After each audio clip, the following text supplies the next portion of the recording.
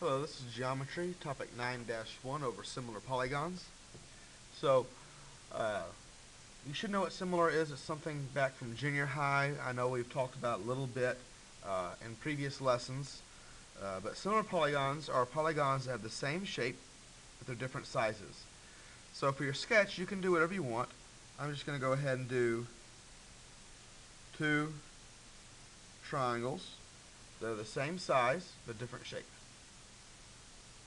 Now, if two polygons are similar, then there's two things that are true. The corresponding angles are congruent.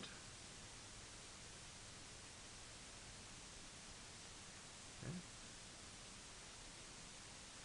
And the corresponding sides are proportional.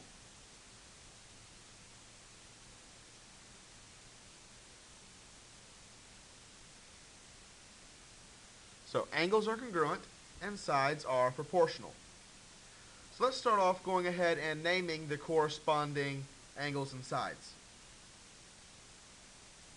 So here we have the angle A, and it would correspond to angle X. Line BC would correspond to line YZ. Angle B would correspond to angle Y. Line AB corresponds to XY. Angle C corresponds to angle Z. And CA corresponds to ZX. Hopefully that was all pretty much common sense to you and you could have filled that out without me. You'll have opportunities later to prove that you actually understand this before the actual assignment. So let's go ahead and look at example 2. If these quadrilaterals are similar, then what must be true? Well, we've already talked about that up here. The angles are congruent and the sides are proportional. So angles are congruent. The sides are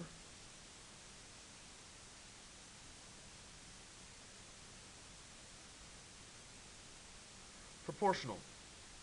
And sadly, I don't know of a shortcut way to write proportional. I do know one for congruent.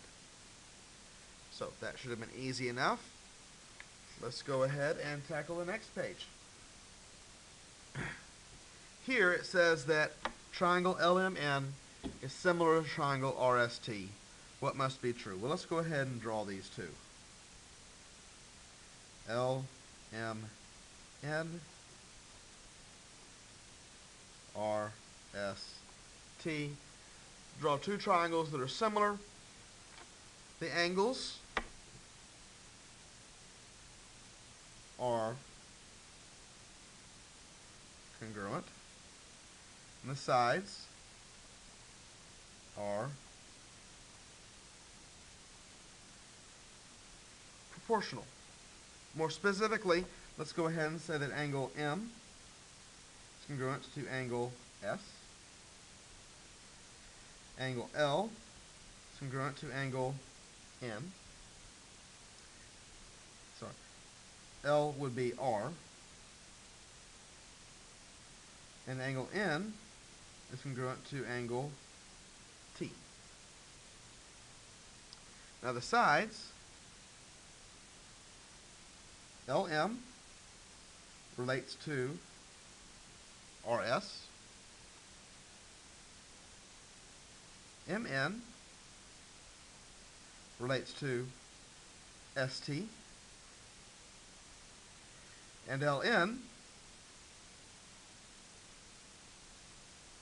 relates to RT.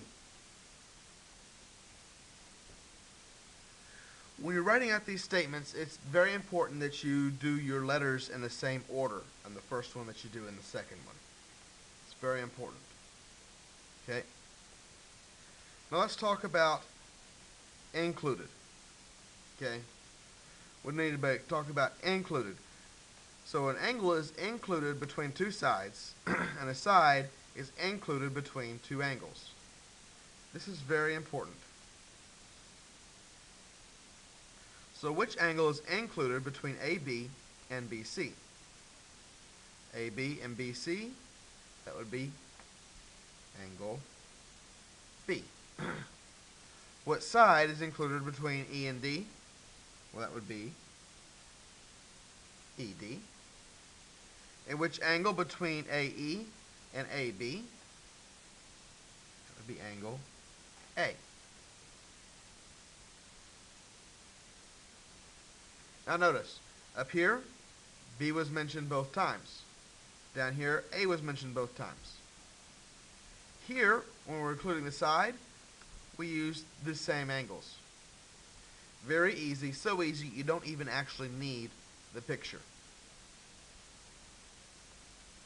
Let's go ahead and look at example number 5. So that name the angle included between AM and MC. Hopefully you already know what this is. This should be angle M. The side included between A and M. Again, you should already know this. Please write it down before I say it. We're looking at side AM. And letter C, you should already know the answer to this. The side included between angle A and angle C. Write it down before I do. AC. No problems there. Should be very straightforward.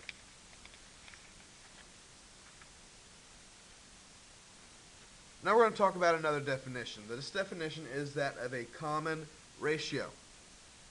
So the ratio is the length of the ratio of the lengths of two corresponding sides. So if I have a square that's length of 2, I have a square that's length of 3. This would be 2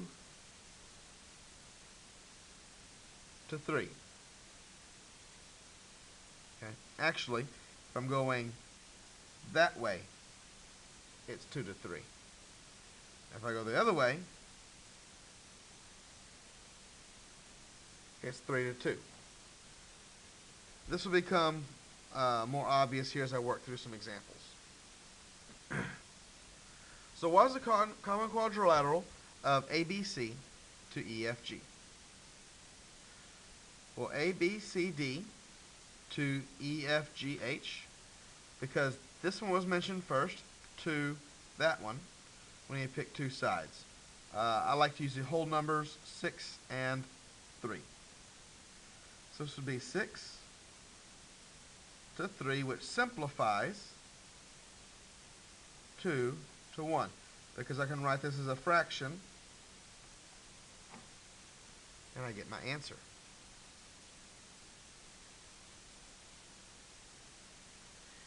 Now, show the ratio of the perimeters the same as the common ratio. So we need to find our perimeters first. So I come on over here. Let's find the perimeter of the first one. 10 plus 8 plus 6 plus 5. 10, 8, 6, and 5, and we get 29.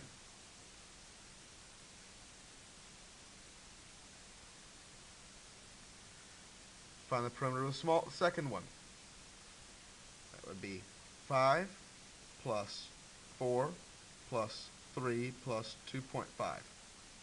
5, 4, 3, and 2.5. We get 14.5.